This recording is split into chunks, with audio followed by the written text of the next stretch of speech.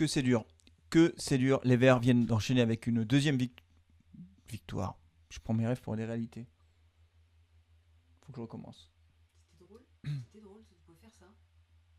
C'était drôle. C'est pas drôle. Mais tu peux le faire sur le ton du monde plutôt que t'es désespéré, quoi. Bah, je suis désespéré en même temps. Je veux pas faire semblant de pas être désespéré alors que je suis désespéré. Bon, salut à tous. Bienvenue sur Carton Rouge TV. Deuxième défaite consécutive. Je vais y arriver. J'arrive même pas à le dire en fait. À l'issue d'un match face à Lens.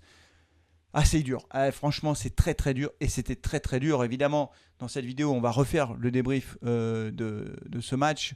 Le film de cette rencontre. Un peu bizarre quand même, je trouve. Enfin bon, voilà, on va y revenir. Dans la deuxième partie de Carton Rouge, je vais reparler de la compo de Claude Puel. Alors, je ne vais pas taper sur Claude Puel comme un sourd, mais la compo était quand même beaucoup remaniée par rapport au match face à Lorient. Il y a beaucoup de titulaires qui se sont retrouvés sur le banc.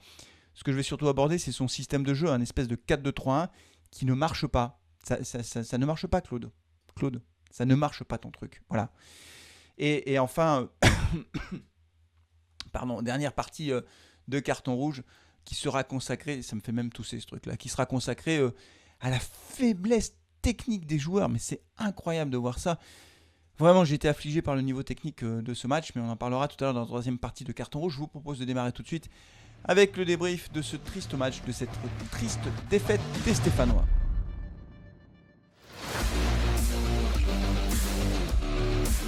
Quel match bizarre qui s'est soldé par cette défaite de l'AS Saint-Etienne, donc la deuxième défaite consécutive après celle lâchée, concédée à Lorient dans des conditions difficiles aussi.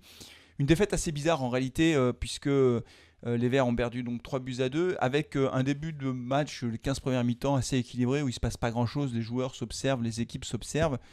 Et premier coup du destin à la 20e minute, Gourna au milieu de terrain essaye de prendre un ballon de la tête, mais il est un peu court, et donc du coup il dévie le ballon de la tête, mais il prend à revers la défense stéphanoise, parce que du coup il prolonge le ballon de la tête, qui passe au-dessus de Moukoudi. Moukoudi est un peu pris de vitesse, et c'est Kalimuendo qui part tout seul face au but.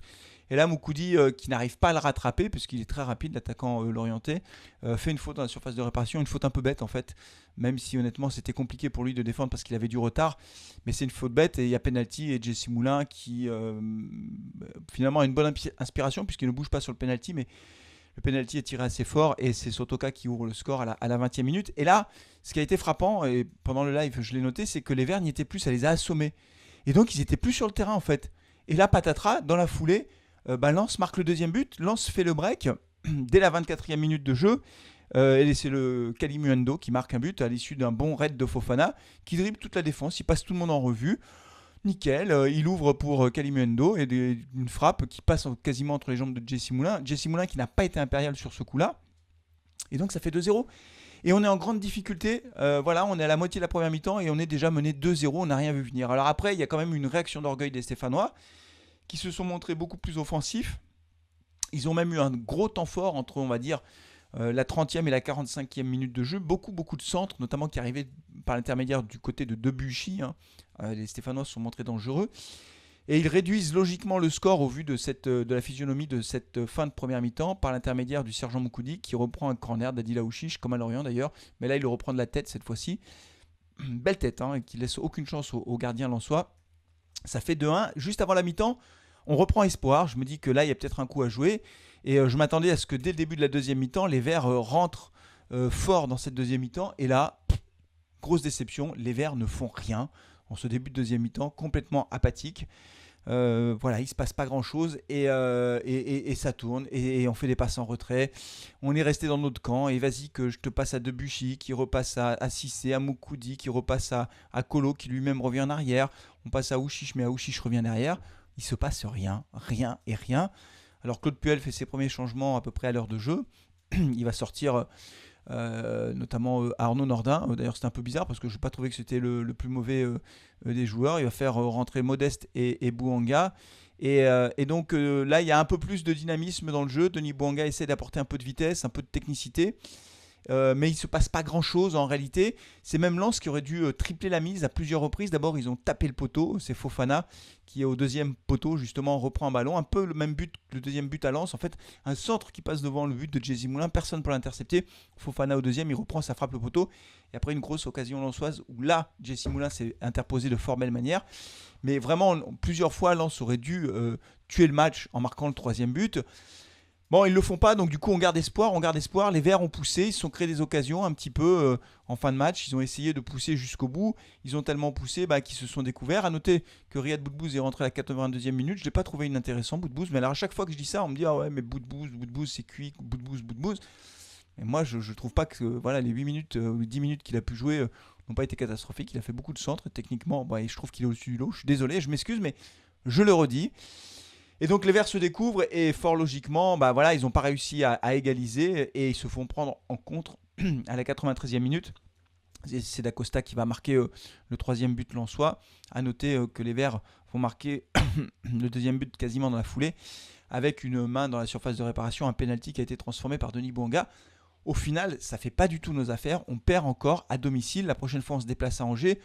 Heureusement que Nîmes a perdu, heureusement que Dijon a perdu, mais franchement, on est sur une pente glissante. On le sait, depuis le début, on sait qu'on joue le maintien. Ça se confirme, ça va être dur jusqu'au bout, les amis. On va souffrir jusqu'au bout, c'est terrible. Mais vraiment que c'était ennuyeux ce match, que c'était ennuyeux. Alors est-ce que Claude Puel a une responsabilité là-dedans ? Oui, comme les joueurs, comme tout le monde. J'ai pas envie particulièrement de taper sur Claude Puel plus que les autres, mais j'ai quand même ressenti le besoin de dire un mot sur sa compo, sur sa tactique et notamment cette espèce de 4-2-3-1 qui ne marche pas. On en parle tout de suite dans la deuxième partie de Carton Rouge. Allez, un mot tactique, on va parler un peu de tactique. Alors quand j'ai vu la compo de Claude Puel, j'étais surpris parce qu'il avait viré beaucoup de joueurs, mis sur le banc beaucoup de joueurs. Neyou, alors on me dit qu'il était un peu blessé, Neyou, il y avait Youssouf, Bouanga qui était sur le banc, c'était une surprise également. Trauco qui avait été relégué sur le banc, Modeste sur le banc. Il avait beaucoup remanié son équipe par rapport au match face à Lorient. Moi, vous connaissez mon avis là-dessus, je pense que c'est pas bon de changer autant de joueurs d'un match à l'autre. Qu'on ait un ou deux changements, pourquoi pas. Mais 5 joueurs, ils remanient la moitié de l'équipe. C'est beaucoup. Les joueurs n'ont pas forcément leurs automatismes. Je ne suis pas convaincu que ce soit une bonne idée. Mais au-delà de ça, si vous voulez, au-delà du turnover qu'a effectué Claude Puel pour ce match, moi je m'interroge vraiment sur ce 4-2-3-1. Alors, on avait les 4 défenseurs à plat. Bon, ça me va bien. Moi, je préfère cette défense à 4. 2 milieux récupérateurs, Gourna, Camara, que j'ai trouvé moins bon les deux. Là, Voilà, Gourna, il a fait une petite erreur, mais bon, on peut pas trop lui en vouloir, il est hyper jeune. Camara, Camara, là, ça va un peu moins bien. Mais d'ailleurs, comme un peu Neyou, comme l'ensemble du milieu de terrain, je trouve que ça va moins bien. Et puis après, donc, 3 milieux de terrain. On avait Aouchiche, on avait 5 milieux de terrain. On avait Kevin Monet-Paquet qui avait été titularisé. On avait Adil Aouchiche et Arnaud Nordin. Et devant Modeste. Abi. Ça ne marche pas. Voilà, moi je suis surpris. Alors, qu'il le teste, pourquoi pas ? Qu'il démarre comme ça, pourquoi pas ? Mais à partir du moment où il ne voit pas, c'est ça que je ne comprends pas. C'est pourquoi il ne change pas de tactique plus vite en fait. Pourquoi il ne passe pas sur un 4-4-2 classique où il fait monter Nordin d'un cran et puis il met 4 milieux de terrain de façon classique. Là, il voit que ça ne marche pas. D'autant qu'en plus, Lens jouait avec 3 défenseurs centraux. Donc Lens jouait dans une configuration qui se prêtait bien, je pense, au 4-4-2. Je pense qu'on les aurait mis en difficulté. Ce qui m'a frappé dans ce match, c'est que sur le plan technique et sur le plan tactique, le plan technique dont j'en parle dans quelques instants, troisième partie de Carton Rouge, mais sur le plan tactique, on a joué très très bas. On a laissé jouer cette équipe de Lens qui a fait un pressing assez haut et nous, on n'arrivait pas à sortir de notre camp. Pourquoi on n'arrivait pas à sortir ? Mais parce que je pense que notre composition, notre tactique n'était pas la bonne. Voilà, c'est mon avis. Encore une fois, je n'ai pas beaucoup de prétention en la matière. Je ne suis pas un grand technicien, je n'ai pas de diplôme d'entraîneur, mais j'ai quand même le sentiment que ça ne marche pas. Donc dites-moi ce que vous en pensez. Est-ce que vous pensez que sur le plan tactique, Claude Puel aurait dû changer la donne peut-être à la mi-temps ? Alors c'est vrai qu'on a marqué le but juste avant la fin de la première mi-temps, donc peut-être qu'il s'est dit que ça pouvait passer comme ça. Moi je pense qu'il fallait changer de schéma tactique. Voilà, mais encore une fois, le débat est ouvert. Dites-moi ce que vous en pensez. Est-ce que vous avez également pensé de la composition ? Est-ce que c'était bien de changer 5 joueurs dans le 11 de départ ou est-ce que ça fait trop d'un coup ? Le débat est ouvert, à vous de jouer. Et maintenant on aborde la troisième et dernière partie de Carton Rouge. la faiblesse technique de ce match, et en particulier des Verts. C'est tout de suite. Alors moi, là, je vais vous dire un truc, c'est que ça m'a sauté aux yeux, la faiblesse technique des Stéphanois.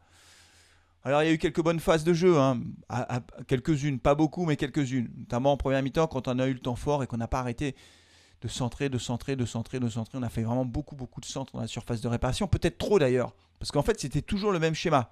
C'est-à-dire qu'on écarte, et à la fin, on fait des centres. Pourquoi on n'essaie pas de passer dans l'axe de temps en temps? Je vais vous le dire pourquoi. Parce qu'on n'a pas de meneur de jeu. On n'a pas de joueur capable de faire la différence techniquement, c'est-à-dire de prendre un ballon dos au but, de se retourner et de créer le décalage. C'est ça un meneur de jeu. Meneur de jeu, il prend le jeu à son compte dans l'axe et il va pouvoir distiller des ballons vers l'attaquant sur les côtés, etc. On est toujours passé par les côtés. C'était d'une pauvreté en termes de construction de jeu. C'était toujours la même chose. Je peux vous dire que les Lensois, ils n'ont pas été surpris. Hein. C'était téléphoné. Bon. Mais au-delà de ça, vraiment le truc qui m'a frappé, c'est la première fois de la saison que je le vois à ce point-là, c'est le niveau technique des joueurs stéphanois. Le nombre de contrôles ratés, hallucinant. Le nombre de passes ratées, mais je ne parle pas d'une transversale de 30 mètres, hein. Des passes à 3 mètres, 4 mètres, 5 mètres, qui n'arrivent pas assez fortes ou à côté, qui obligent du coup le joueur stéphanois à faire un contrôle difficile. Mais c'est incroyable. Les mecs, ils sont professionnels, ils font ça tous les jours. À un moment donné, je crois qu'en première mi-temps, c'est Charles Haby qui fait une partie de la poitrine, qui rate complètement. Ça rebondit, ça va 3 mètres devant, alors qu'il est tout seul. Enfin, faire amorti de la poitrine. Dans les écoles de foot, c'est ce que tu apprends en premier. Tu apprends à contrôler le ballon. C'est la base, c'est le b.a.-ba du football. On t'envoie le ballon, tu le contrôles, tu le maîtrises. Donc s'il est en hauteur, tu fais un contrôle de la poitrine, tu peux contrôler du genou, tu contrôles du pied, tu te débrouilles, mais tu contrôles ton ballon. Les mecs, ils n'arrivent pas à faire des contrôles. Moi, je ne comprends pas. Là, vraiment, c'est la faiblesse technique des joueurs qui me saute aux yeux. C'est-à-dire qu'à un moment donné, quand le ballon t'arrive dessus, soit tu es bon techniquement et tu prends la maîtrise du ballon, soit tu es moyen, soit tu es médiocre, et ça donne le résultat qu'on a vu. Très mauvais les joueurs. Un truc, Boudbouz, lui, il rate pas ses contrôles, techniquement il est très bon, mais bon, au milieu de terrain, Charles Haby raté ses contrôles, enfin au milieu de terrain à l'attaque, Charles Haby raté ses contrôles, beaucoup de contrôles. Souvent il pousse trop son ballon, je sais pas pourquoi, dans sa course de balle, il n'arrive pas à garder le ballon dans les pieds, c'est pas très bon. On a vu aussi Camara qui a raté des contrôles, Gourna aussi, enfin beaucoup de déchets techniques, ce qui fait que face à une équipe de Lens qui est plutôt bonne cette saison, avec notamment un Fofana, moi qui m'a beaucoup impressionné au milieu de terrain, bah derrière c'est bon, quoi, on perd le match, c'est tout. Et encore une fois, on perd 3-2, mais objectivement le vrai score ça aurait dû être 3-1 ou 4-1 même, parce que Lens s'est montré beaucoup plus dangereux. Donc techniquement, ça m'a sauté aux yeux cette fois-ci. Je savais qu'on n'était pas très fort, mais là, on est passé de pas très fort à très faible. Et donc, du coup, c'est inquiétant. C'est inquiétant pour la fin de saison parce que voilà, deux défaites consécutives, on se remet en danger. Les gars, ils y sont pas. Ils ont pas. Voilà, il faut réagir, les gars. Voilà, maintenant, il faut vraiment réagir. Il reste plus beaucoup de matchs pour se sauver. Il y a 30 points. On a 30 points. Il faut en prendre 10. Bougez-vous, quoi. Bougez-vous. Et à l'entraînement, moi, je serais Claude Puel. Je dirais bon, allez, on va faire pendant une semaine. On va réapprendre à faire des contrôles, quoi. Voilà, contrôle. Moi, je me souviens, quand j'apprenais le foot, on envoyait le ballon en l'air, on disait, allez, vas-y, tu contrôles. Coup de pied en l'air, comme ça, on te mettait le ballon n'importe comment. On disait, voilà, tu dois contrôler le ballon, tu le mets à terre tout de suite, le plus tôt possible. C'est ce qu'ils doivent faire, les mecs, c'est des joueurs professionnels. Voilà, alors peut-être que je suis un peu dur avec eux, je sais pas. Dites-moi ce que vous en pensez là aussi. Est-ce que vous avez trouvé cette équipe d'une faiblesse technique assez hallucinante pour une équipe de Ligue 1? Moi, ça m'a sauté aux yeux, mais bon, peut-être que je me trompe, peut-être que je suis trop sévère ce soir. Voilà, c'est tout.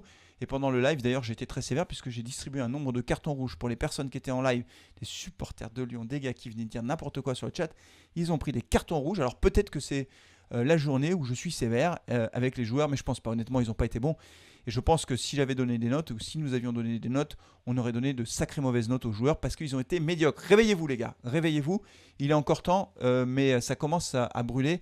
La maison verte brûle et donc on n'a plus beaucoup de temps pour se sauver en Ligue 1. Voilà, c'est tout pour aujourd'hui. Merci d'avoir suivi cette vidéo. N'oubliez pas de la liker, n'oubliez pas de vous abonner à Carton Rouge TV si ce n'est pas fait, d'aller voir aussi la page Facebook de Info des Verts. On se retrouvera évidemment pour le live samedi, pour le match face à Angers, Loïs Diony qui marque but sur but. Et oui, Loïs Diony, un grand attaquant de Ligue 1.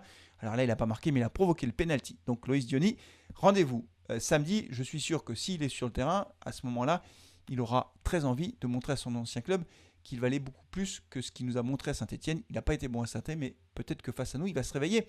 J'espère que non. À bientôt, portez-vous bien, prenez soin de vous et allez les Verts. Ciao.